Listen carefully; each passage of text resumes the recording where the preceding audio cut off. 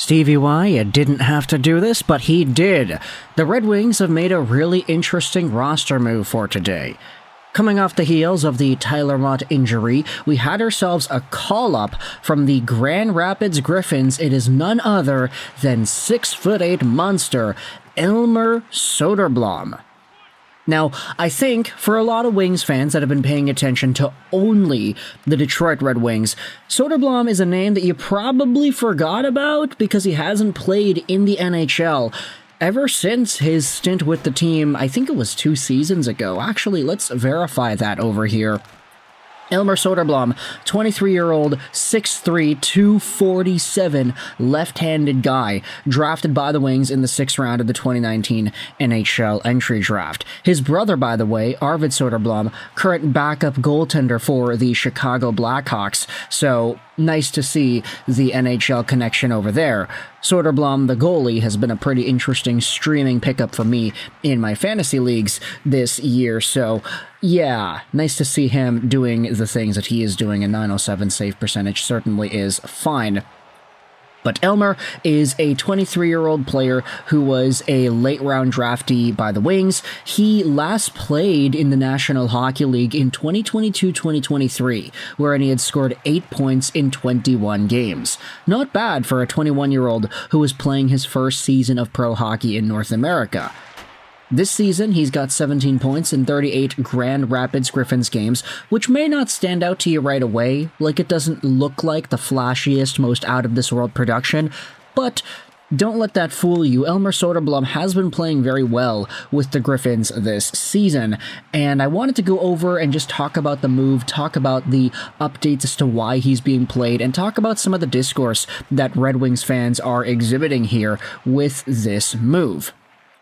So if you scroll down, nope, he's not going to be a healthy scratch, actually, James the Revelator says, and the reason we know this is because of this tweet here by Ken Cal, Detroit Red Wings. Elmer Soderblom will be inserted into the lineup tonight on a line with Rasmussen and Fischer. Rasmussen will be bumped to the center position.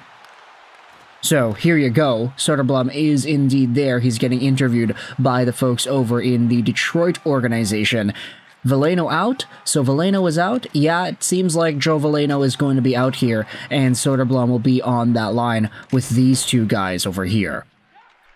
Let's scroll down and read some more comments. Good. Soderblom has looked great this season. He doesn't score a lot, he misses the goal a bunch, but he has been working his butt off and creating chances, winning puck battles. Put him on a line with the best players who can shoot and let him get the puck to them. He's been a beast like that. And so, hopefully, with this Fischer and Rasmussen line, we will be seeing Elmer Soderblom dig pucks up and throw the puck into open areas for these guys to pick it up. If Elmer Soderblom gets a lot of points, it's going to be through that. It's going to be through his hard work and his puck retrieval abilities. He's been very good at doing that in the AHL this season. He actually has been slowly progressing with his point production. Last year, he had 29 points in 61 games played. Again, not like the greatest point production in the world, but it's just under half a point a game, so you can't really complain too much about him and his production. It's been a slow path up from 2 seasons ago when he had first started skating in North America.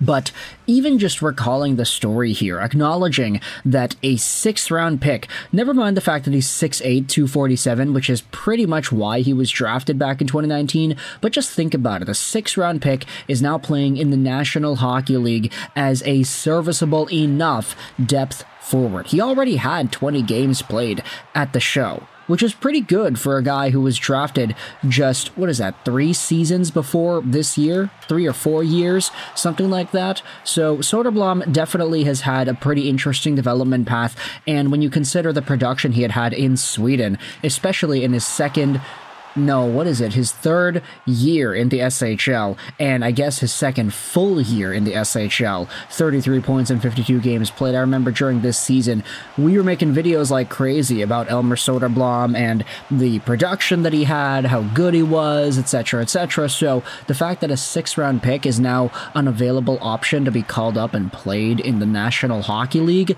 that's a really good sign. No questions asked. Let's go out there and read some other commentary from Red Wings fans about the Elmer Soderblom transaction and what this could look like for the team. Give him a shot and let him work for a seat at the table. I think there is a place for Elmer on this team. He's been playing great in Grand Rapids. Yeah, it's Rasmussen's job and he'll perform to exactly the same level. I'd rather have Soderblom's contract. Right, where has Rasmussen been this year? Rasmussen plays like a puss, man, I'm sorry. 6'6" and absolutely no contact with anyone from the opposing team. Why is he playing every night? Wasn't that kind of Elmer's issue his first time up in the NHL, or has it been addressed? He's been playing with size a lot more this season in Grand Rapids. Apparently, most of the credit can go to Austin Watson mentoring him and playing the body more. People had rightful worries about Watson stealing a prospect slot on the team when he was signed out of preseason, but damn if that signing hasn't been a hell of a boon. He's been huge on the ice and in the locker room. Elmer Soderblom has become more physical down there in the AHL. It's assumed that Austin Watson has been mentoring him a little bit. I don't expect Soda to start rattling glass in the NHL, as it's a faster game and you can't hit what you can't catch or predict, but it'll be something to keep an eye on.